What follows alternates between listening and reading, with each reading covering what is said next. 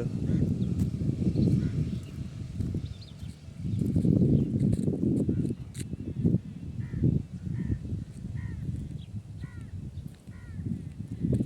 ये ओरण सोजत के पास स्थित है और इसमें इंद्रधनुष के 200 से अधिक वृक्ष काफ़ी विशाल अवस्था में मौजूद है, जो कि काफ़ी रेयर हो गए हैं। थार डेजर्ट का एक एंडेमिक ट्री है ये।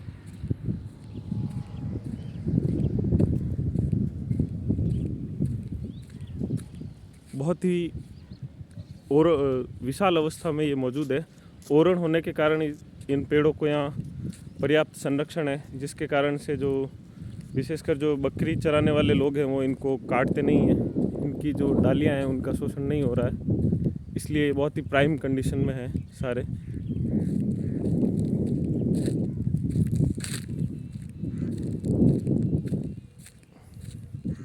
एक ही जगह इंद्रधनुष का इतना बड़ा संकेंद्रण शायद राजस्थान में और कहीं नहीं है।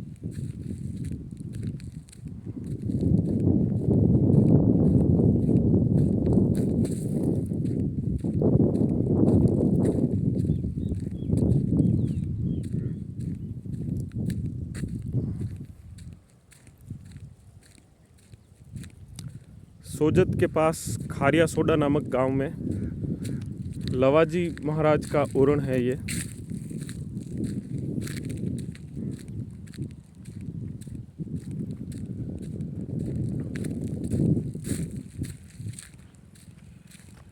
इन पेड़ों पे बिल्कुल भी लोपिंग के निशान नहीं है। जो इंद्रधनुष है वो काफ़ी विशाल है और बिल्कुल अभी गर्मियों में भी, जून के माह में भी बिल्कुल हरे भरे हैं और बहुत गहरी छाया है इनकी।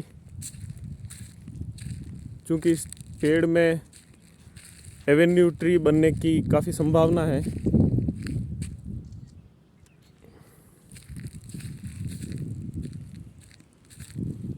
ये सारे के सारे वृक्ष, साइड में एक तरफ यूकेलिप्टस के कुछ पेड़ है, बाकी ये जो जितने भी वृक्ष दिख रहे हैं ये सारे इंद्रधनुष के हैं।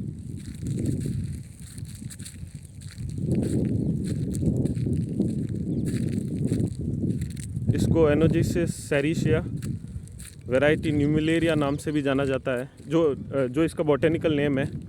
हालांकि ऐसा लग रहा है कि यहाँ के स्थानीय लोगों को इस पेड़ का महत्व पता नहीं है, इसलिए इन्होंने यहाँ पे तारबंदी करके जो दूसरे कुछ वृक्ष है, केशिया शियामिया और ये कनेर वगैरह के प्लांटेशन ये कर रहे हैं। इनको हालांकि ये पता नहीं कि ये अपने आप में बहुत ही बड़ी हेरिटेज है ये वृक्ष जो यहाँ पे है, और इसका संरक्षण हो जाए तो भी बहुत ही बड़ी उपलब्धि होगी। हालांकि ये बहुत अच्छी कंडीशन में है, यहाँ कोई इनको थ्रेट अभी फील तो नहीं हो रहा है पेड़ों को।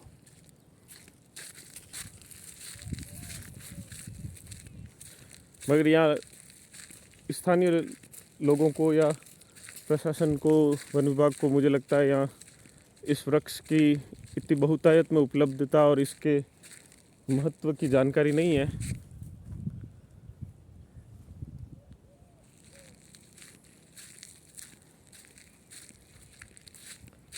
ये ओरण सोजत मारवाड़ जंक्शन मार्ग पे सोजत से करीब 11 किलोमीटर की दूरी पर स्थित है और रोड के दोनों तरफ ये फैला हुआ है।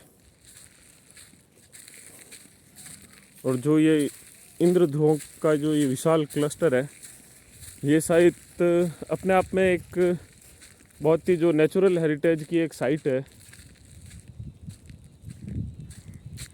इतनी प्राइम कंडीशन में। हालांकि इंद्रधनुष के वृक्ष कहीं कहीं छितरे हुए कुछ गांवों में पाए जाते हैं, मगर सामान्यतः खेतों में उनका जो लोपिंग के कारण जो ये जो स्वरूप दिख रहा है ये नहीं होता है।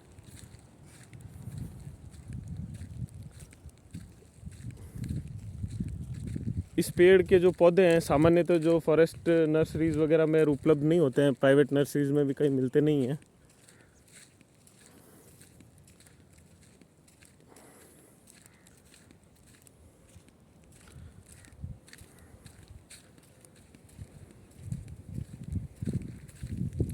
ना ही इनकी कोई डिमांड करता है, क्योंकि इस पेड़ के जो महत्व के बारे में बहुत ही कम जानकारी है।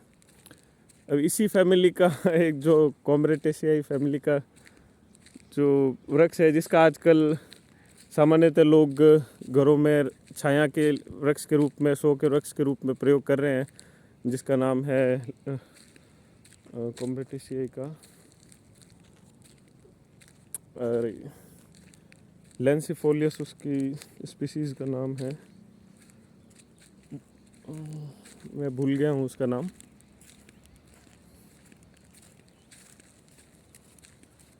उसका काफ़ी प्रयोग कर रहे हैं, जो कि अफ्रीका का मूल पौधा है। जबकि ये काफ़ी, उसको हालांकि पानी, वो साल टॉलरेंस उसका अच्छा है, मगर ड्रॉट टॉलरेंस में इसका मुकाबला नहीं है। और छाया में भी ये काफ़ी विशाल आकार लेने के कारण काफ़ी अच्छी छाया का पेड़ बनता है।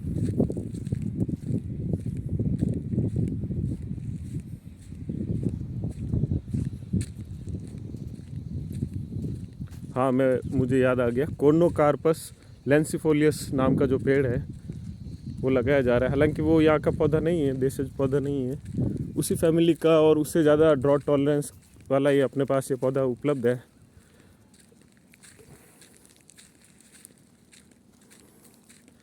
ये जो पौधा है, ये पेड़ है, क्या नाम इसका, अपना इंद्रधौंक।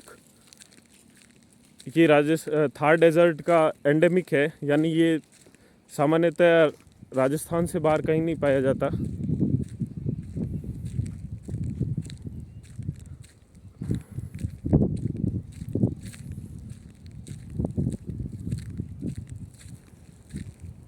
लवाजी महाराज के प्रति श्रद्धा होने के कारण इन पेड़ों को जो यहाँ के स्थानीय लोग हैं वो नुकसान नहीं पहुँचाते और इनकी छंगाई वगैरह नहीं करते।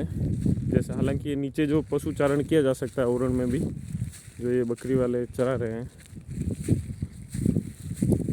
बहुत ही विशाल क्लस्टर है यहाँ, कम से कम 200 पुराने इंद्रधौंक के पेड़ और मौजूद है। और इस ओरण में और मुझे कोई भी वृक्ष, हालांकि अब लोगों को पता नहीं होने के कारण इन्होंने यहाँ कृत्रिम रूप से नीम वगैरह के वृक्ष लगाए हैं, और मुझे लगता है इन्होंने कुछ, क्या पता है, पेड़ भी साफ़ किए हों इंद्रधौंक के।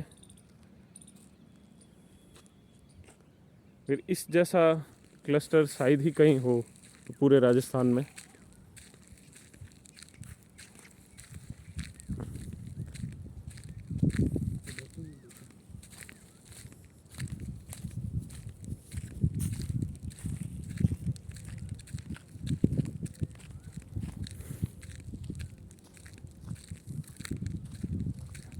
इंद्रधौंक के 1, 2, 3 पेड़ भी मैच्योर अवस्था में कहीं पे भी मिलना प्राइम कंडीशन में बहुत आजकल रेयर बात है।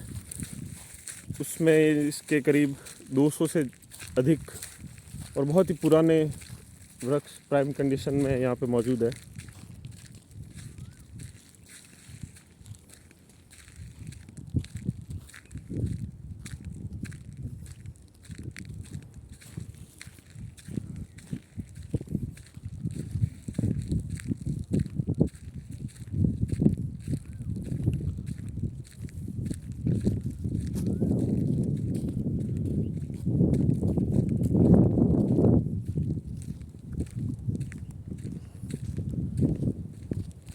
इस पेड़ की जो खूबसूरती है उसको केवल जब ये प्राइम कंडीशन में हो, जैसा कि सामने दिख रहा है, तभी देखा जा सकता है, समझा जा सकता है, अनुभव किया जा सकता है।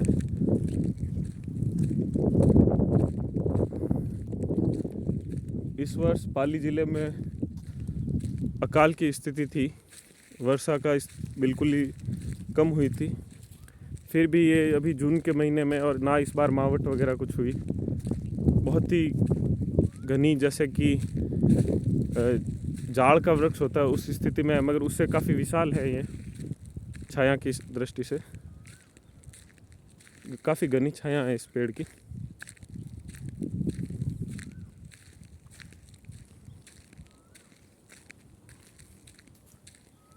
ओरण भी काफ़ी बड़ा है ये, अंदाज से ये करीब, ये लग रहा है करीब ओरण 300 बीघा के आसपास होगा, 200 से 300 बीघा। क्षेत्र में।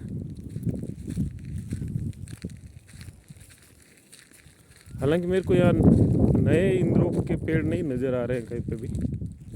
ये तो या तो चराई के प्रेशर के कारण नए पौधों को पनपने का मौका नहीं मिल रहा है।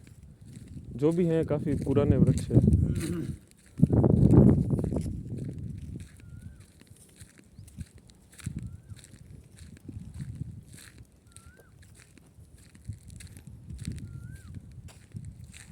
ये सारे के सारे इंद्रधौंक के पेड़ हैं, जो पीछे काफ़ी पीछे दूर खेतों में ज़रूर नीम वगैरह खेजड़ी के पेड़ हैं। सारे जो बड़े पेड़ हैं ये इंद्रधौंक के हैं। इसको यहाँ स्थानीय भाषा में इंद्रों का भी कहा जाता है।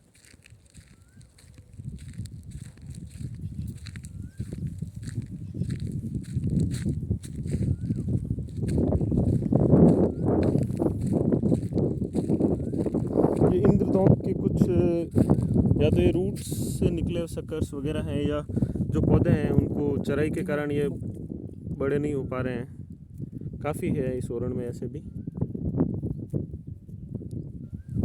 ये अतिचारण के कारण ही हो रहा है ऐसा लग रहा है। पशु चराई काफ़ी इस पे प्रेशर है इस ग्रो पे।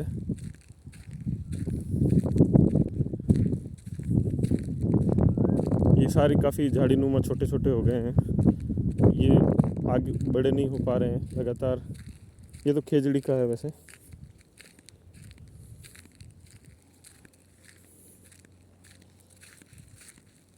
मगर ये अवश्य है कि जो बड़े एक बार पेड़ बड़ा हो गया है उसको यहाँ कोई नुकसान नहीं पहुँचाया गया है।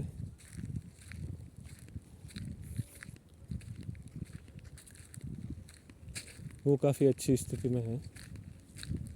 नेचुरली जो टहनियाँ टूट गई सो टूट गई, अन्यथा वैसे ज़्यादा निशान तो मुझे इस पे नज़र नहीं आ रहे छंगाई के।